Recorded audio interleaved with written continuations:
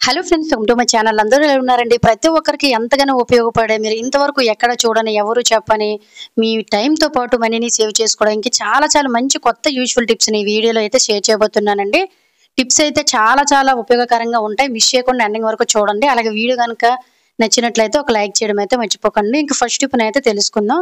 మనం అప్పుడప్పుడు గుడ్లని ఉడకబెట్టేటప్పుడు కూడాను గుడ్డు పెంక్ అనేది సరిగ్గా రాక గుడ్డు కూడాను పగిలిపోయి స్మెల్ అనేది వచ్చేసి చాలా చిరాగ్గా అయిపోతుంది కదండి. ఇలా గుడ్డు ఎప్పుడు కూడా పగిలిపోకుండా పైన ఉండే పొట్టు సింపుల్గా రావాలనుకున్నట్లయితే చక్కగా ఇలా గుడ్డు ఉడకబెట్టేటప్పుడు చిన్న నిమ్మకాయ ముక్కలు కానీ వేసి ఉడకబెట్టండి. పొట్టు అనేది చాలా చాలా సింపుల్ గా వచ్చేస్తుంది. గుడ్డు కూడా పగిలిపోకుండా ఉంటుంది. తప్పకుండా ఈసారి అయితే ట్రై చేయడం అయితే మర్చిపోకండి. ఇంకా సెకండ్ టిప్ అయితే తెలుసుకుందాం. మనలో చాలా మందికి వేసవికాలం స్టార్ట్ అయిపోగానే లేదంటే హెల్త్ ప్రాబ్లమ్స్ వల్ల, పొల్యూషన్ వల్ల కానీ కాలు చేతులు అనేవి నల్లగా ఉంటాయండి. స్కిన్ వేరేగా ఉంటే మన కాలు చేతులు అనేవి నల్లగా ఉంటే కొంతమంది బ్యూటీ పార్లర్ చుట్టూ కూడా పీడిక్యూర్ లాంటివి గట్టను కాస్ట్ పెట్టి చేయించుకుంటూ ఉంటారండి.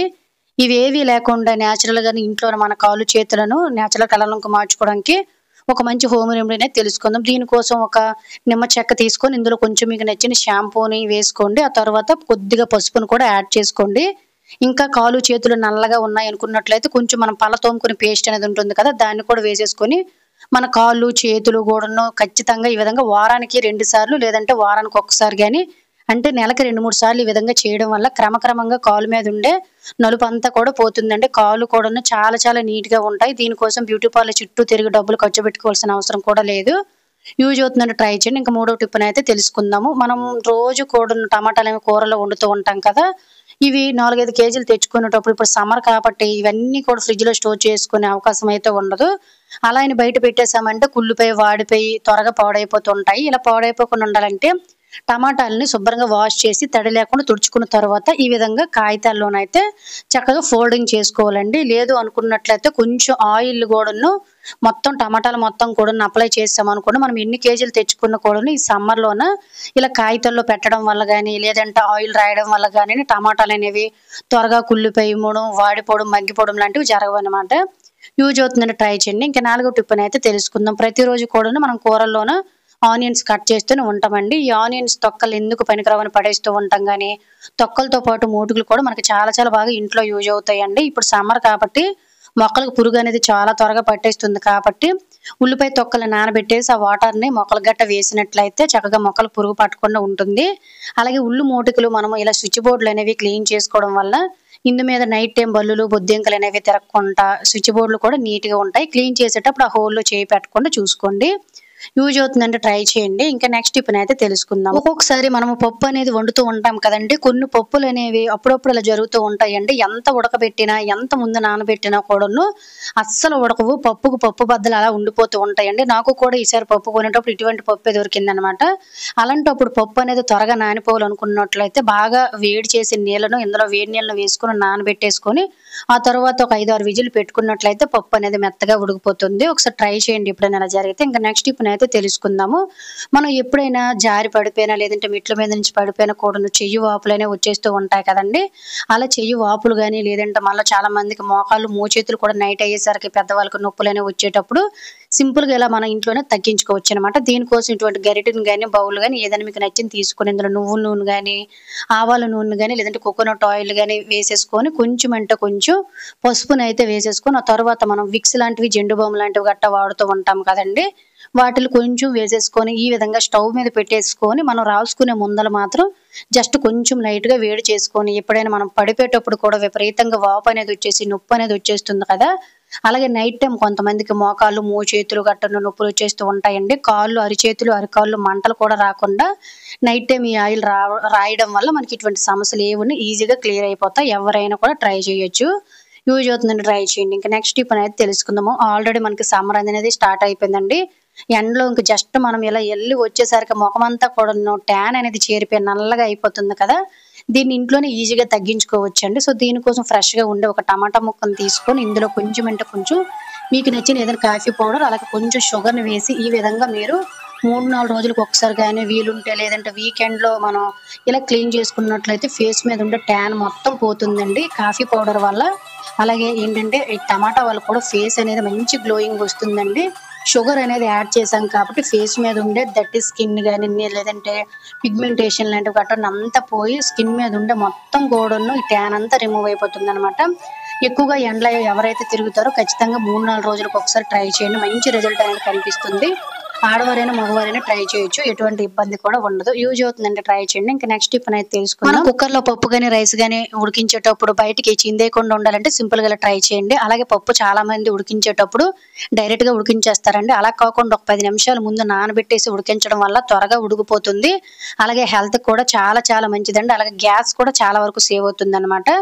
ఎప్పుడైనా మనం కుక్కర్లో ఏదైనా వండేటప్పుడు బయటకు లీక్ అవ్వకుండా అంటే చిందేయకుండా ఉండాలంటే ఇలా ఒక స్పూన్ అనేది వేసుకోవాలి. అలాగే మనలో చాలా మంది కూడా గ్యాస్ కటర్స్ అనేవి నెలకొకసారి 2 నెలలకు ఒకసారి పాడైపోయిందని మారుస్తూ ఉంటారు, కానీ అలా పాడైపోవడం గట్ట ఉండదండి. వాడే ముందర కొంచెం వాటర్ లో పెట్టేసుకొని ఈ విధంగా పెట్టే ముందర చేతితో లాగేసి పర్ఫెక్ట్ గా పెట్టుకున్నామంటే కుక్కర్లో బయటకి లీక్ అయ్యే ఛాన్సే ఉండదండి ఏది వండినా. అలాగే గ్యాస్ కటర్స్ కూడా పాడవు. యూజ్ అవుతుందంటే ట్రై చేయండి. ఇంకా నెక్స్ట్ టిప్ అయితే తెలుసుకుందాం. ఖచ్చితంగా మనం అప్పుడప్పుడు అప్పడాలు కానీ వడియాలు లాంటి ఒకటి వేపేటప్పుడు ఆయిల్లో వేపుతాము, లేదంటే త్వరగా మనకు అప్పడాలు వేగిపోతాయి కాబట్టి 2 గరిటెలు అనేవి పెట్టేసి వేపుతూ ఉంటాం కదా. అలా కాకుండా సింపుల్ గా ఇలా మనం నూడిల్స్ తినే స్పూన్ అనేది ఉంటుంది కదండి, ఫోర్క్ స్పూన్, దానితో ఈ విధంగా అప్పడాలకు వీడియో చూపిస్తున్న విధంగా పెట్టేసుకొని చక్కగా ఇలా మనము ఫ్రై చేసేసుకోవడం వల్ల త్వరగా వేగిపోవడమే కాకుండా అప్పడాలు నల్లగా మాడిపోవండి. ముఖ్యంగా ఆయిల్ అనేది కూడా ఎక్కువగా పీల్చుకోకుండా ఉంటుంది. చాలా చాలా సింపుల్ గా అయితే ట్రిక్ వర్కౌట్ అవుతుందండి. యూజ్ అవుతుందంటే ట్రై చేయండి. ఇంకొక యూజ్ఫుల్ టిప్ అయితే తెలుసుకుందామండి. మనలో చాలా మంది ప్రాబ్లం ఫేస్ చేస్తూనే ఉంటారండి. ఎప్పుడైనా పసుపు మార్కలు కానీ లేదంటే ఫుడ్ తినేటప్పుడు ఫుడ్ మార్కలు కానీ బట్టల మీద పడ్డాయి అనుకోండి, అవి అస్సలు క్లీన్ అవ్వండి. ఇలా ఎంత ముందుగా పెట్టేసిన పసుపు మార్కలు అయినా కూడా ఈజీగా క్లీన్ చేసేవచ్చు. మీలో చాలా మంది కూడాను పసుపు మార్కలు ఎలా క్లీన్ చేసుకోవాలనేది కూడా అడిగారు కదండి. సో నేను క్లియర్ గా అర్థం అవడం కోసం ఒక వైట్ కచీప్ మీద అయితే కొంచెం పసుపు అనేది వేసుకొని వాటర్ తో నార్మల్ గా మరక చేసేసి తర్వాత పూర్తిగా ఎండిన తర్వాత అయితే మీకు చూపిస్తున్నానండి. పసుపు మార్కలు క్లీన్ చేయడం అంత సింపుల్ అయితే కాదండి. ఒక్కొక్కసారి బట్టల మీద మార్కలు ఉంటే మనం ఆ బట్టలు ఇంకా పనికిరావని కూడా పక్కన పడేస్తూ ఉంటాం కదా. సింపుల్ గా ఇలా ట్రై చేయండి. ఎప్పుడైనా కూడా పసుపు మార్కలు పడేటప్పుడు ఎక్కడైతే ఈ పసుపు మార్కలు కానీ ఫుడ్ మార్కలు పడ్డా ఎక్కడ కొంచెం అంటే కొంచెం బేకింగ్ సోడాని అలాగే కొంచెం వెనిగర్ ని కూడా వేసేసుకొని జస్ట్ వీలైన మట్టుగా మనకి ఎంతవరకు అయితే క్లీన్ అవుతుందో అంతవరకు కూడా చేత్తో కానీ లేదంటే బ్రష్ తో కానీ అంటే ఓల్డ్ బ్రష్ అనేది ఉంటుంది కదండి, దాంతో వీలైన మట్టుగా కొంచెం షాంపూని కానీ విమ్ లిక్విడ్ కానీ కొంచెం వేసేసుకొని ఇలా మనం వీలైన మట్టుగా ఇక్కడే క్లీన్ చేసుకున్నాం అనుకోండి, మనకి చక్కగా ఒక 50% వరకు కూడా మరక అనేది పోతుంది అనమాట. బట్ మనము ఎంత క్లీన్ చేసినా కూడాను చిన్న మచ్చ లాంటిది అయితే ఉండిపోతుందండి. దాన్ని ఇప్పుడు ఎలా క్లీన్ చేసుకోవాలనేది అయితే తెలుసుకుందాం. ఆ తర్వాత నీటిలో పెట్టేసి చేతితోటి ఈ విధంగా జస్ట్ మనం రఫ్ చేసేసాం అనుకోండి, మనకి పసుపు అంతా వదిలేస్తుంది కానీ పసుపు ఏ ప్లేస్ లో పడిందో ఆ మరక మాత్రం ఖచ్చితంగా ఉండిపోతుంది. సో మనం క్లీన్ చేసేసిన తర్వాత చూసారు కదా ఒక 50% వరకు ఉండిపోయింది. ఈ మచ్చ పోవాలి అనుకున్నట్లయితే ఎప్పుడైనా కూడాను ఇలా మనం ఎండ్ లైట్ లో సన్ లైట్ తగిలేటట్టు అయితే మనం ఆరబెట్టేసుకున్నాం అనుకోండి, పెట్టేటప్పుడు ఖచ్చితంగా కూడాను 2 క్లిప్పులు అయితే పెట్టేసుకోండి, మరక అనేది ఖచ్చితంగా పోతుంది. సో మీకు ఆరబెట్టేసిన తర్వాత నెక్స్ట్ డే అయితే చూపిస్తున్నాను చూడండి. 99% మనకి పసుపు మార్కలు అన్ని కూడా పోయాయి. యూజ్ అవుతుందంటే తప్పకుండా ఒకసారి అయితే ఇలా ట్రై చేయండి. ఇంకా నెక్స్ట్ టిప్ అయితే తెలుసుకుందాం. మనలో చాలా మందికి కూడా ఫేస్ మీద మగ్గు మచ్చలు పింపుల్స్ కూడా వచ్చేసి ఆ పింపుల్ తగ్గిన తర్వాత మచ్చలు అనేవి ఏర్పడిపోయి ఫేస్ చాలా అసహ్యంగా కనిపిస్తుంది కదా. వీటిని ఇంట్లోనే ఈజీగా ఎలా తగ్గించుకోవాలనేది అయితే ఒక మంచి హోమ్ రెమెడీ అనేది తెలుసుకుందాం. దీనికి జాజికాయ అనేది అందరికీ తెలిసే ఉంటుందండి. ఇది మనకు మార్కెట్ లో దొరుకుతుంది, బిర్యానీలో ఎక్కువగా వాడుతూ ఉంటారు దీన్ని ఈ విధంగా తీసుకొని గరుకుగా ఉండే రాయి మీద ఈ విధంగా కొంచెం మిల్క్ అనేది యాడ్ చేసేసుకొని జస్ట్ దీన్ని ఈ విధంగా కొంచెం అంటే కొంచెం రంగ తీసామనుకోండి మనకు ఒక చిన్న క్రీమ్ లాగా అయితే వస్తుంది అనమాట.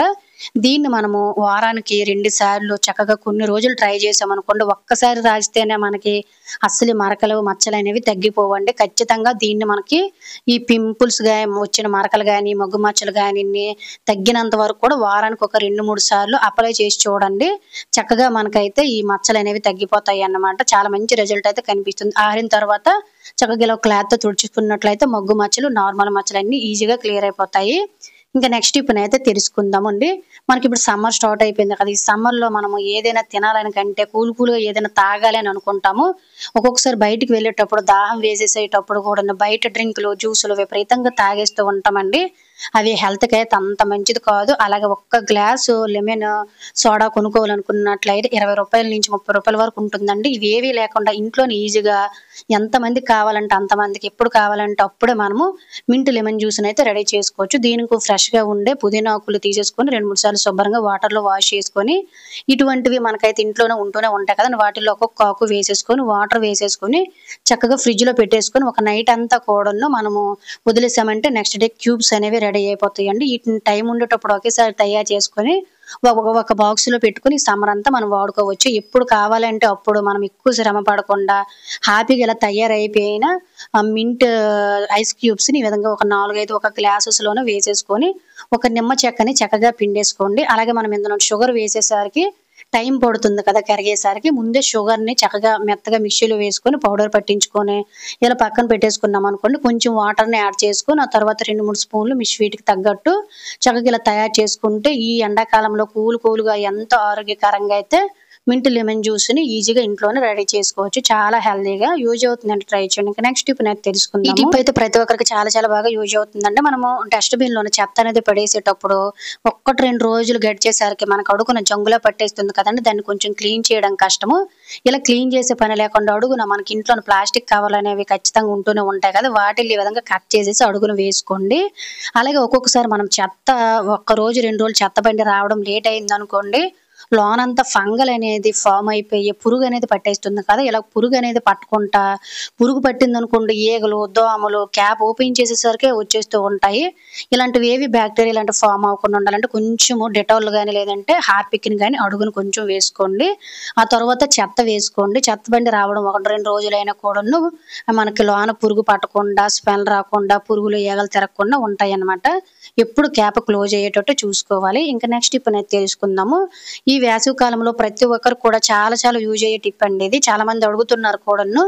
మనం చేసే ఇడ్లీ రుబ్బు కానీ దోశ పిండి కానీ ఫ్రిడ్జ్లో పెట్టిన 2-3 రోజులకే పులిసిపోతుంది కదా. సో దీనికోసం ఏదైనా ఒక మంచి చిట్కా ఉంటే చెప్పనైతే చాలా మంది అడుగుతున్నారండి.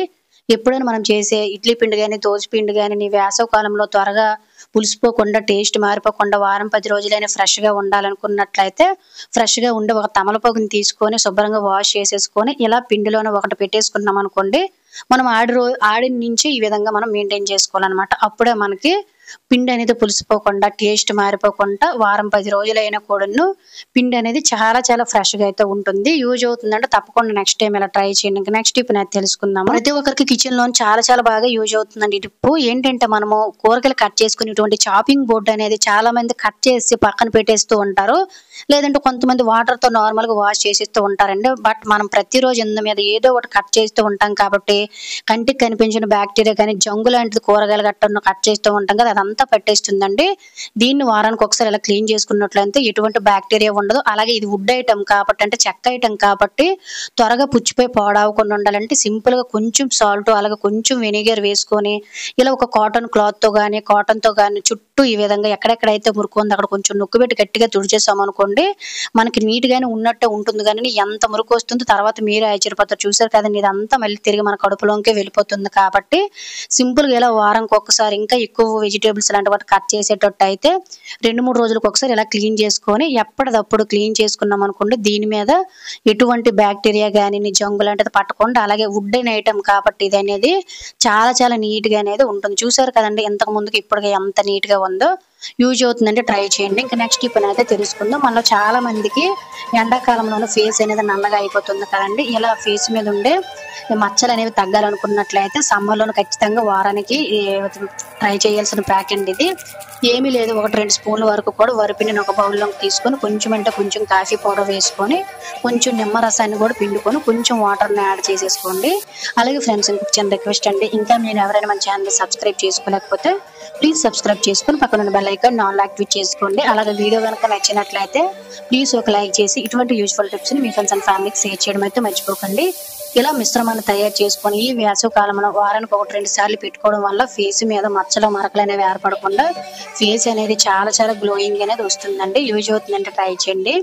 ఇంకా నెక్స్ట్ టిప్ అయితే తెలుసుకుందాం. ఎప్పుడైనా కూడా ఇటువంటి ఆయిల్స్ అనేవి లేదంటే లిక్విడ్ ఐటమ్స్ అనేవి ఒక బాటిల్స్ నుంచి ఒక బాటిల్లోకి ట్రాన్స్ఫర్ చేసేటప్పుడు మనకి కిందన ఎంత జాగ్రత్తగా పోసినా ఒలిగిపోతూ ఉంటాయి కదా. ఇలా బయటికి ఒలిగిపోకుండా మనం ఈజీగా ఒకదాని నుంచి ఒకదానికి సపరేట్ చేసుకోవాలంటే సింపుల్గా ఇటువంటి కొబ్బరి చెప్పలు అనేవి ఖచ్చితంగా ఉంటూనే ఉంటాయి కదండి. మనకి కళ్ళు 3 కళ్ళు ఉండే కొబ్బరి చెప్పని తీసేసుకొని ఒక హోల్ అయితే పెట్టేసుకున్నాం అనుకోండి, దీన్ని మనం గల్లలాగా అయితే యూజ్ చేసుకోవచ్చు అన్నమాట. ఆ తర్వాత దీన్ని కిచెన్ లో ఒక దగ్గర పెట్టేసుకొని ఎప్పుడు కావాలంటే అప్పుడు ఆయిల్స్ కానీ లిక్విడ్స్ కానీ ఏవైనా ఎంత చిన్న కప్పు ఉన్న వాటిల్లో నుంచి అయినా కూడా ఈజీగా ఒక దాంట్లో ఇంకొక దానికి ట్రాన్స్ఫర్ చేసుకున్నాం అనుకోండి, ఎవరి సహాయం లేకుండా చక్కగా ఒక ఆయిల్ చుక్క కూడా కిందన వలగకుండా ఈజీగా ట్రాన్స్ఫర్ చేసుకోవచ్చు అండి. దీనివల్ల మనం కిందన క్లీన్ చేసుకునే పని కూడా ఉండదు. చూసారు కదండి, నేను దేవుడిది ఆయిల్ పెద్ద బాటిల్ నుంచి చిన్న బాటిల్ కొంచెం ఉంటే ఈజీగా ఒక్క చుక్క ఆయిల్ కూడా కిందన పడకుండా చక్కగా ట్రాన్స్ఫర్ చేశాను. ఇటువంటి కొబ్బరి చిప్పలు ఉన్నాయంటే అస్సలు పడేయకుండా ఇలా చక్కగా రీయూజ్ చేసుకొని మన టైంతో పాటు మనీ కూడా సేవ్ అవుతుంది, యూజ్ అవుతుందని ట్రై చేయండి. ప్రతి ఒక్కరు కూడా ఈ ప్రాబ్లం ఫేస్ చేస్తూనే ఉంటారండి. ఏంటంటే మనం రెగ్యులర్గా వాడే వాటర్ బాటిల్స్ అనేవి ఒక్కొక్కసారి క్యాప్ అనేది అరుగుదల అయిపోయి మనకి త్వరగా లీకేజ్ అనేది అయిపోతుంది కదండి.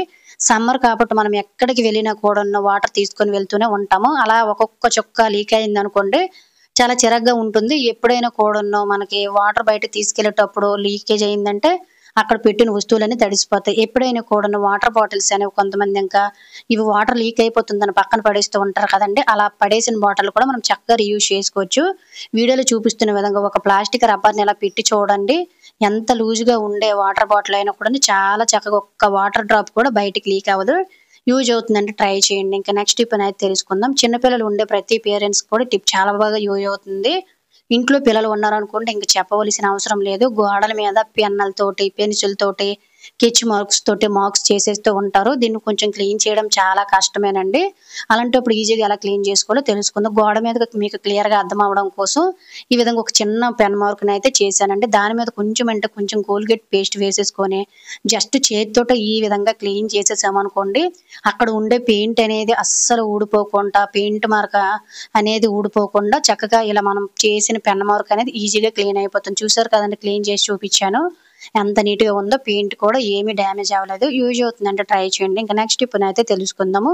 ఈ సమ్మర్‌లో ప్రతి ఒక్కరు కూడా ట్రై చేయవలసిన రెసిపీ అండి ఇది. 100 సంవత్సరాల నాటి రెసిపీ అన్నమాట. దీని దగ్గర మనం ఎన్ని బ్రేక్‌ఫాస్ట్‌లు చేసినా పనికిరావు. ఏంటంటే మనకి నైట్ టైమ్ ఖచ్చితంగా ఎంతో కొంత తినేసిన తర్వాత రైస్ అనేది మిగులుతూనే ఉంటుంది కదా. దీన్ని మనము నెక్స్ట్ డే ఈజీగా ఎలా వాడుకోవాలనేది తెలుసుకుందాం. ఇటువంటి మట్టి కుండ అనేది మనకు మార్కెట్‌లో 60-70 రూపాయలకైతే దొరుకుతుందండి. వేసవికాలం మనకు చాలా బాగా యూజ్ అవుతుంది. మట్టి కుండను శుభ్రంగా వాష్ చేసేసిన తర్వాత మనం తినగా మిగిలిన అన్నం అనేది ఉంటుంది కదా, దాన్ని ఎంత కావాలో అంత వేసేసుకొని ఇలా ఒక గ్లాస్ తోటి మిల్క్‌ని తీసుకొని ఇందులోన మనం తోడు పెడతాం కదండీ, అలా తోడు పెట్టేటట్టు కొంచెం అంటే కొంచెం పెరుగును యాడ్ చేసేసుకొని ఈ విధంగా మనం తీసుకునే అన్నంలోని వేసుకోవాలండి. డైలీ కూడా మనము ఎముకలు అనేవి బలంగా ఉండాలనుకున్నట్లయితే మనం చక్కగా రోజు ఒక గ్లాసుడు పాలైతే తాగాలండి. బట్ మనలో చాలా మంది కూడాను ఈ రోజుల్లో మిల్కే తాగడం మానేశారు. బట్ ఈ విధంగా తిన్నట్టు కూడా ఉంటుంది, తాగినట్టు కూడా ఉంటుంది. పెరుగు అనేది మిక్స్ చేసుకున్న తర్వాత కొంచెం వాటర్‌ని అయితే యాడ్ చేసుకొని ఒక ఆనియన్ పీసులను అలాగే కొంచెం పచ్చిమిర్చిని కూడాను ఈ విధంగా మనం హ్యాపీగా పెట్టుకున్నాం అనుకోండి. ఆనియన్ అనేది చాలా చాలా చలువ చేస్తుందండి. రైస్‌లోని ఉప్పు అయితే కలపకూడదు. ఇలా మూత పెట్టేసి ఓవర్ నైట్ అంతా కూడా ఇలా వదిలేసామనుకోండి, మనకు మా అన్నం అనేది చక్కగా తోడుకుంటుందన్నమాట. నెక్స్ట్ అయితే మీకు చూపిస్తున్నానండి. దీన్ని ఈ సమ్మర్‌లో ఖచ్చితంగా వారానికి ఒకసారి గాని, 3-4 రోజులకు ఒకసారి గాని మీరు తినగలిగినట్లయితే ఎముకలు అనేవి చాలా చాలా దృఢంగా ఉంటాయండి. వేసవిలోన కొంతమంది బయట కష్టపడే వాళ్ళు ఉంటారు కదా, వాళ్ళకి నీరసం రాకుండా, వడదెబ్బలు తగలకుండా, అలాగే హెల్తీగా ఎముకలు కూడాను చాలా స్ట్రాంగ్‌గా తయారవుతాయండి. చాలా చాలా మంచిది. ఈ సమ్మర్‌లోనే చలువ చేస్తుంది కూడాను. అప్పటి రోజుల్లో మన పెద్దవారు ఇదే తినేవారు కాబట్టి ఎంత దృఢంగా గట్టిగా ఉండేవారు. ఖచ్చితంగా ట్రై చేయవలసిన రెసిపీ, ఎవరికైనా యూజ్ అవుతుందంటే ట్రై చేయండి. ఇంకా నెక్స్ట్ టిప్‌నైతే తెలుసుకుందాం. సో ఏంటంటే మనం రెగ్యులర్‌గా వాడే బాత్రూమ్ ఎంత క్లీన్ చేసినా ఇలా యెల్లోయిష్‌గా అయిపోయి బ్యాడ్ స్మెల్ అనేది వచ్చేస్తుంది కదండీ. అలాగే మనం ప్రతిరోజు స్నానం చేసేటప్పుడు వాటర్ సోప్ మరకలు అనేవి పడిపోతూ ఉంటాయి కాబట్టి వీటిని ఈజీగా ఎలా క్లీన్ చేసుకోవాలనేది అయితే తెలుసుకుందాము. చాలా మంది హార్పిక్ అనేది యూజ్ చేస్తూ ఉంటారండి. రెగ్యులర్‌గా హార్పిక్ అనేది అస్సలు యూజ్ చేయకూడదు. మరి అలాంటప్పుడు ఎలా నేచురల్‌గా క్లీన్ చేసుకోవాలనేది తెలుసుకుందాం. ఎప్పుడైనా బాత్రూమ్ రెగ్యులర్‌గా క్లీన్ చేసుకోవాలనుకున్నట్లయితే ఇలా ఒక వెడల్పుగా ఉండే ఒక బౌల్ తీసుకొని ఇందులోనే కొంచెం అంటే కొంచెం సాల్ట్‌ని అయితే వేసుకోండి. అలాగే కొంచెం బేకింగ్ పౌడర్‌ని కూడా వేసేసుకొని ఒక షాంపూని గాని లేదంటే మీకు నచ్చిన సర్ఫ్‌ని గాని యాడ్ చేసేసుకోండి. ఆ తర్వాత కొంచెం వాటర్ వేసేసుకొని మిక్స్ చేసేసుకోండి. ఇలా తయారు చేసుకున్న వాటర్‌లో కొంచెం వెనిగర్‌ని కూడా యాడ్ చేసుకొని మీరు ఒక బాటిల్‌లో కూడా స్టోర్ చేసుకొని ఎప్పుడు కావాలంటే అప్పుడు రెగ్యులర్‌గా కూడాను చక్కగా వాడుకోవచ్చండి. మనలో చాలా మంది ఇళ్లలోనే ఎక్కువ మంది ఉన్నారనుకోండి, లేదంటే చిన్న పిల్లలు పెద్దవారు ఉన్నారనుకోండి, వాళ్ళు ప్రతిసారి వాష్‌రూమ్‌కి వెళ్తూనే ఉంటారు కదా! మాటిమాటికి మనం వెళ్లి క్లీన్ చేయలేం కదండీ!